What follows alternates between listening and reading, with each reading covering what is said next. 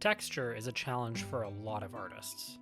What kinds of changes to the shapes, the lines, and the colors do you need to make in order to make something look more like metal versus more like plastic?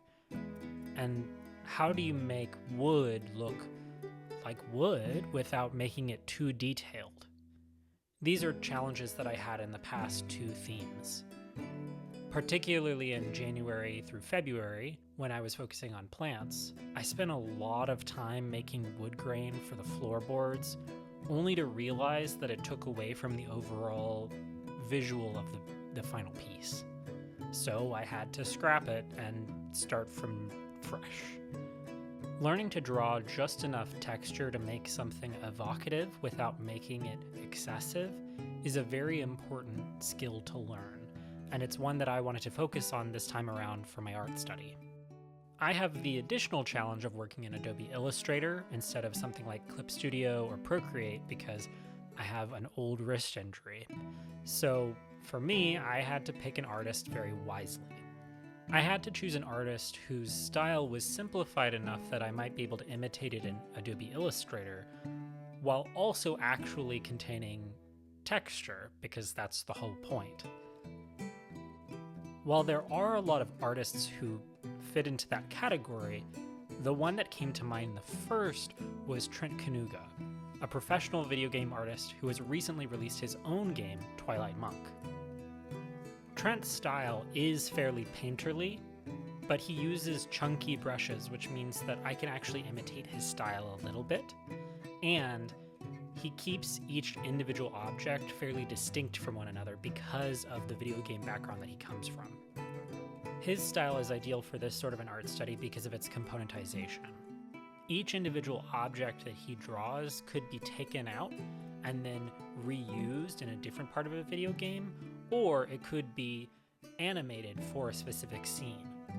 But additionally, with his background in video games, he also has an eye for details that tell a story.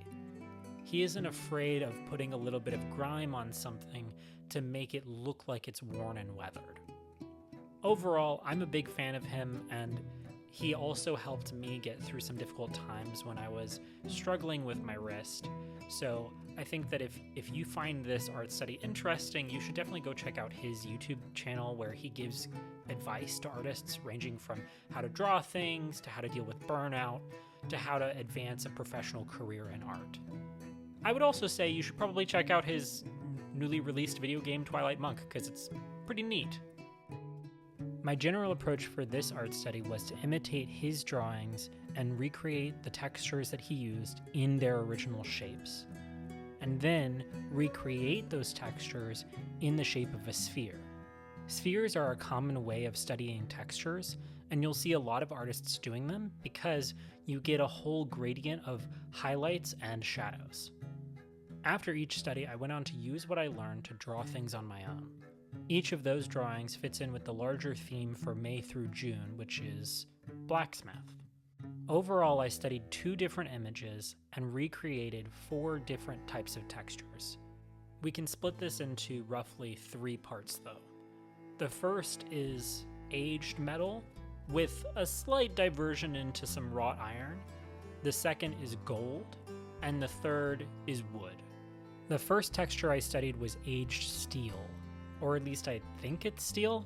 It's a sword from a fantasy setting, so it could just as easily be mithril or something like that.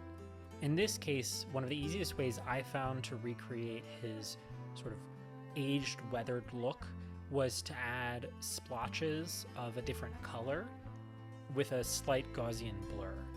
On top of that, adding a full gradient from one end of the blade to the other was particularly useful because it ended up looking a little bit more 3D.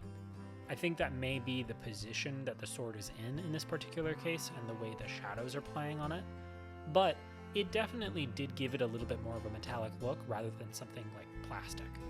I also really like how Trent added nicks on the blade, little chunks of metal that have been carved out from potentially blocking another sword or some other sort of a weapon.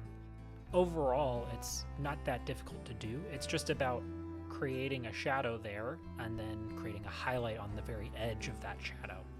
Trent also used a lot of halftones in this piece, which I ultimately chose not to use myself because they're a bit finicky in Adobe Illustrator, and they don't end up looking quite right just because there's not a whole lot of options. Another thing I learned from recreating this sword was that there's value in making irregular shapes, particularly when the sword is on the older side or from an older setting, like a medieval fantasy type vibe. I didn't really do that very well in this one, I think, because there are a couple places where I used a perfect circle, and they end up looking a little too clean-cut, maybe machine-made, instead of being wrought by human hands. This sword ended up being a lot more complicated than I first thought when I was just looking at it, but it was actually quite fun to do. I think a lot of it came down to the fact that I didn't have to be perfect with the shapes that I put down, and the fact that there are so many hard edges because of those sharp highlights and light changes between the different edges of the blade. The black stabilizer that is made out of what I assume is wrought iron was a little bit more on the difficult side for me. I think a big part of it came back down to those irregular lines. The shapes were significantly more rough in this section, which makes sense because wrought iron tends to have a little bit more of a dimpled look than, say, steel, which tends to be quite smooth. However, with that plus the additional detail that went into this stabilizer and what I would call filigree, it ended up being just a lot of detail and a little bit overwhelming for me to try and study. It also doesn't help that it's all very dark, and so it's a bit hard to tell what you're drawing when you're just looking at a bunch of black shapes. I felt the same way about the pommel of this sword, because honestly it was very detailed and small, and it had a lot of dark colors, and there were a couple sections where I didn't really find the right balance between hard and soft edges, particularly with the highlights. When I started on the weathered metal sphere, I had a bit of a hard time figuring out how reflective it should be. I think this was because when I was looking at the sword, all of the edges were fairly sharp, they were all corners, whereas in the case of a sphere, because it's all rounded, I hadn't seen that in action on the sword before. So unfortunately a lot of it was guesswork, and I'm not sure if I quite hit that balance, but scratches and nicks in the metal were both very satisfying to draw. Like I said before, the full gouges into the metal were fairly easy. It is really just about getting that base shape right and then adding a highlight around the edge.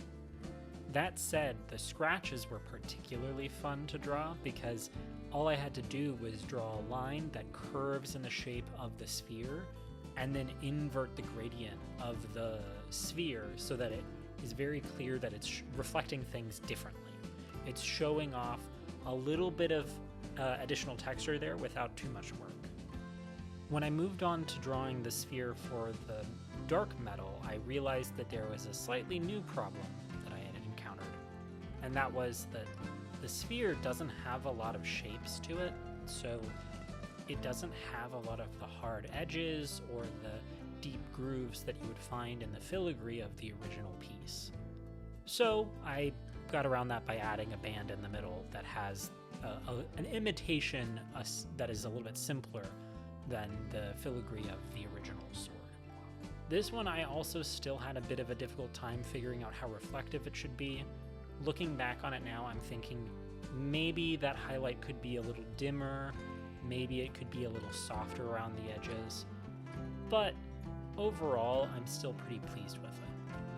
I also think I could have learned something a little bit more from my study of the sword in terms of changing the sphere a little bit to make it a little less machine-made, and instead giving it a couple grooves in the overall silhouette of the sphere itself. That way, it would look like it's a little bit beveled, and overall, it would just look a little bit more like wrought iron instead of like a really dark, smooth metal. When I went on to imitate his gold, I thought it was going to be easier than it turned out, and a big part of it was just the sheer amount of detail in these little golden figurines and whatever they are. I think they're lamps and maybe a jar or something. And frankly, at this point, there was so much detail in there, and I don't think I got all of it. A lot of this one, in this case, ended up being fairly desaturated colors, particularly when it came to the shadows and the highlights. But the base color itself was what was more saturated than the rest. It was a fairly orangish brown, but it was still brown. It's not bright orange. That's not how you draw gold. That said, that's the case for the vase, urn, whatever it is. The one that looks a little bit more like a lantern was significantly less saturated, and so much so that I think it might actually be more like a brass or something like that rather than gold. But overall, they have a similar type of reflective nature, and so I think that they're still worthwhile to study at the same time. Despite how much time I spent on these two, I don't actually have a whole lot to say about them. Yes, it's true that I had a bit more difficulty with them, but that was more because of the sheer amount of detail. In this case, I think, frankly, a lot of it came down to color and picking the right ones. There's a lot of variation here that doesn't show up in the previous two examples. Overall, it's not all that different. You just need a really big variety of dark colors and light colors, and you need a decent number of hard-edged highlights. When I moved over to the sphere, I again decided to add a little bit of extra detail on this one by adding a band around the center. I don't think it turned out quite as well as the other two because I think I got the shape a little wrong, and I think the colors I chose were a little too dark, but it still does look like gold. It just looks like it's a bit rusty or maybe just dim gold, not fully vibrant 24 karat gold or something like that. Overall, it wasn't that difficult, once again. I think this one was probably the one that I had the easiest time with, despite the fact that I'm still not super pleased with how the band around the center turned out. At the end of the day, it really did just come down to figuring out the right gradient, where the big highlight should go and how big it should be, and how dark the dark should be, how vibrant the colors should be, and that sort of stuff. I did a lot of eyeballing for this and a lot of remembering what I did in the previous studies. For me, it turned out to be a little bit less desaturated than it could have been, but that kind of makes sense for gold. It's not going to always be bright yellow or bright orange. There's going to be some gray in there, there's going to be some brown in there. It's going to be a little bit less saturated so that the sharp highlights end up popping a little bit more. The really important one, though, was definitely going to be the wood. I mentioned way back at the beginning of this video that I had a bit of a pitfall happen in the first theme back in January and February where I tried to draw wood grain and it ended up being too much. I really wanted to spend some time in this study just figuring out how to draw wood in the background of something without making it overpower the entire image.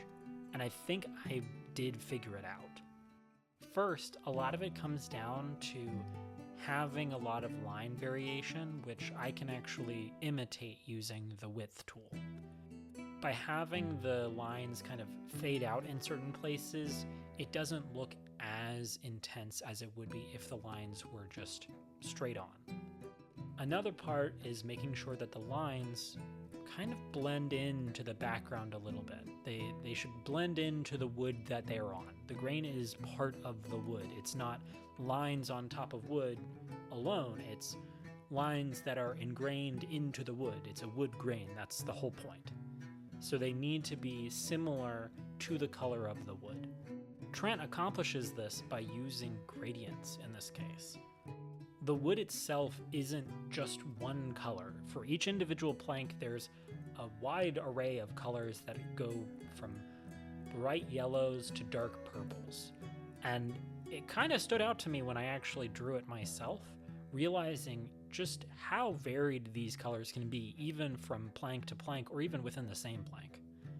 One of the ways that Trent accomplishes this as well is by making the lines have a gradient also. One edge of the line could be darker than the other.